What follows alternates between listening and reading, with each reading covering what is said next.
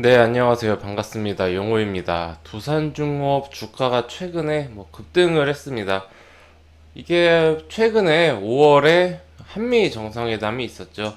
그때부터 이제 그 이슈를 받기 시작했는데 두산중업이 지금까지는 좀 상당히 많이 힘든 그런 상황이었죠. 근데 이제 원전 이슈가 좀 나오면서 아무래도 우리나라를 대표하는 그런 이제 원전 사업을 하는 회사다 보니까 주목을 많이 받고, 그리고 지금까지 굉장히 그런 힘든 좀 시기를 두산중공업이 보내지 않았습니까? 거의 뭐 잃어버린 10년인데 이 이후로 주가가 지금 요 정도면은 상승 탄력이 있다라고 시장에서 판단을 한 것 같습니다.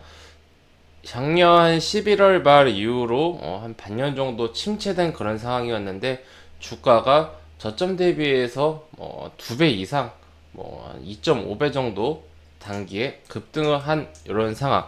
근데 이제 문제는 단기에 너무나 빨리 오른 게 문제였다라고 볼 수가 있겠죠. 자, 그럼 앞으로 우리 두산중공업을 어떻게 봐야 할지 저의 개인적인 생각 말씀드리는 시간 갖도록 하겠습니다. 먼저 결론부터 말씀드리자면은 우선은 이 단기 조정이 나오고 있는데 이 단기 조정 자체는 피해가기가 힘듭니다. 이미 조정이 나왔고요. 이미 뭐 지나간 그런 이미 며칠은 지나간 며칠이지 않습니까? 근데 이 기간을 포함해서 당분간의 조정이라 하면 가격 조정, 하락과 그리고 기간 조정, 질환, 행보, 혹은 이런 거, 이런 게 좀 당분간은 이어질 수 있다. 네. 하지만 좀 중장기적으로 본다라면은 나쁘지 않다. 근데 지금 가격은 다소 조금 이제 단기적으로는 비싸다. 이렇게 먼저 말씀드릴게요. 우리가 두산중공업이 우선 최근에 단기에 이렇게까지 많이 오른 이유를 좀 살펴봐야겠죠. 특히 이날에 좀 헐리우드 액션을 보여줬습니다. 6월 7일에 아마 많은 분들이 그 전까지만 하더라도 이렇게까지 뭐 두산중공업에 관심을 갖고 열광하지는 않으셨을 것 같은데 이게 뭐 하루에 거의 상한가 가까운 상승을 이렇게 보여버리니 이날 좀 많은 분들이 좀 흥분하지 않으셨을까 그런 생각이 드는 차트네요. 이때도 많이 올랐죠. 하루에 뭐 23%, 하루에 11%, 계속 뭐 10% 쭉쭉쭉쭉 올리면서 별명이 생겼죠. 두술라. 두산중공업이 테슬라처럼 잘 오른다 그래서 두술라라는 별명이 생겼습니다.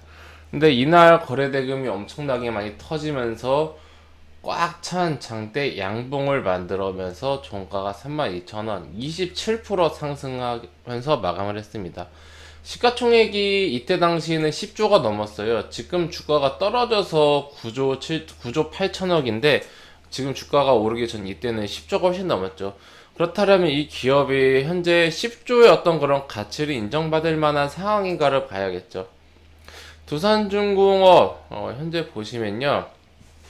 한 매출액은 한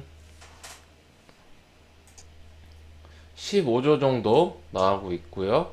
올해도 뭐 한 16조 나올 것 같습니다. 단순 곱하기 4 했을 때. 그리고 영업이익은 한 1조씩은 했습니다.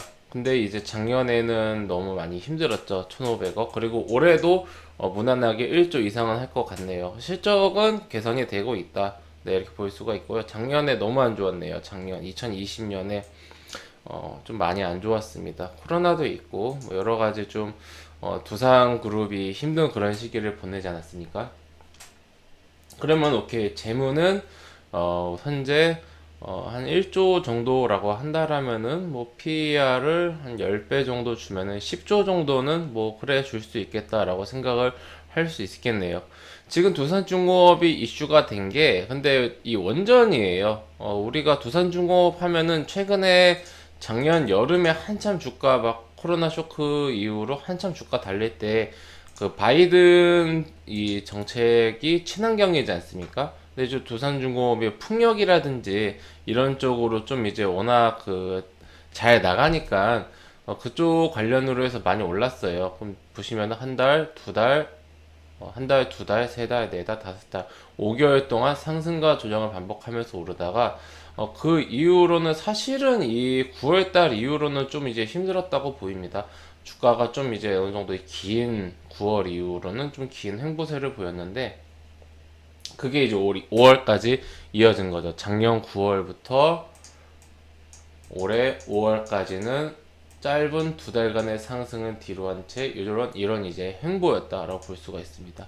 요 구간하고 지금 요 구간하고 제가 봤을 때는 뭐 비슷합니다. 추세 자체는 상승을 향해서 가고 있지만은 지금 이 상승보다 오히려 훨씬 더 가파르고 높아요. 이때는 오르고 조정 나오고 오르고, 그리고 오름폭 자체도 이거에 비하면은 각도가 굉장히 이제 지금이 각도가 훨씬 더 격하죠. 이런 것을 봤을 때 현재 이 어쨌든 고점을 찍은 것은 맞지만은 조정이 나온 이후에 전고점이 간다고 하더라도 요 정도의 느낌으로 쌍봉을 만들고 다시 기간 조정이 들어가지 않을까, 예, 그런 생각을 합니다. 즉 지금 두산중공업이 원전 이슈로 떠올랐는데 이게 원전 이슈가 계속 지속되면서 다 바바바박 하면서 요런 어떤 상승 그런 추세를 계속해서 유지할 것이다 라는 것은 좀 다소 어렵지 않나 생각이 들고요. 현재 시점에서 나온다라고 하면은 조정을 충분히 가지면서 이렇게 나오면 요 정도 쌍봉 정도, 요 정도 느낌은 좀 나올 수 있지 않을까라는 기대감을 갖고, 쌍봉이 나온 이후에 강하게 다시 돌파하지 못한다라면은 다시 한번 좀 지루한 이런 좀 박스권 횡보라고 해야 될까요? 기간 조정을 충분히 거치지 않나 그런 생각이 듭니다. 시가총액이 10조가 지금 넘는 10조에서 왔다 갔다 하는 상황이고, 주가가 지금보다 훨씬 낮았을 때도 뭐 한 5조, 4조, 5조 이랬던 기업이기 때문에 조 단위 기업이 이렇게 움직인 것 자체가 비정상적이다라고 보시면 되고요. 충분히 어떤 그런 추세로서 움직인다라면은 두산중공 앞으로 친환경 에너지도 그렇고요. 그리고 당분간 원전도 사업을 다시 좀, 우리나라에서는 이제 원전은 지금 원전이 약간 이제 그 뭐라고 해야 될까요? 축소라고 해야 될까요? 이제 원전 탈원전이라고 해야 될까요? 우리나라는 탈원전이 되고 있지만은 좀 어디 수출이라든지 그런 걸 또 통해서 미국과의 그런 어떤 협력 이런 거 통해서 다시 한번 좀 발전할 수도 있는 그런 기회이기도 하니까 원전 이슈도 잘 살펴보면서 친환경 이슈와 그리고 이제 원전 이슈 이쪽으로 좀 보면서 가야 되지 않을까 생각이 듭니다. 자, 정리하자면은 단기적으로는 조정이 이미 나오고 있고 피해갈 수가 없다. 단 기술적 반등이 나오면서 쌍봉을 만들 수가 있으나 그 이후로도 좀 지루한 가격 기간 횡보가 나올 수 있고 기간 조정이 나올 수가 있다. 그렇지만 뭐 주가가 지금 이 가격에서부터 뭐 엄청나게 더 폭락하거나 뭐 그럴 것 같지는 않다.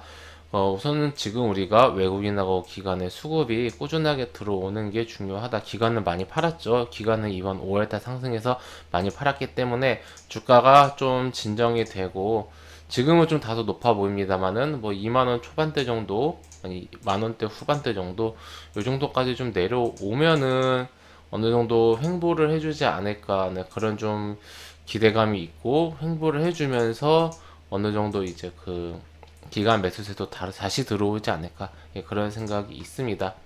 대형선은 잡기가 조금 이제 애매한 것 같습니다. 단기적으로 접근하시는 분들은 그냥 이번 기회에 정리를 하시는 게 좋을 것 같고요.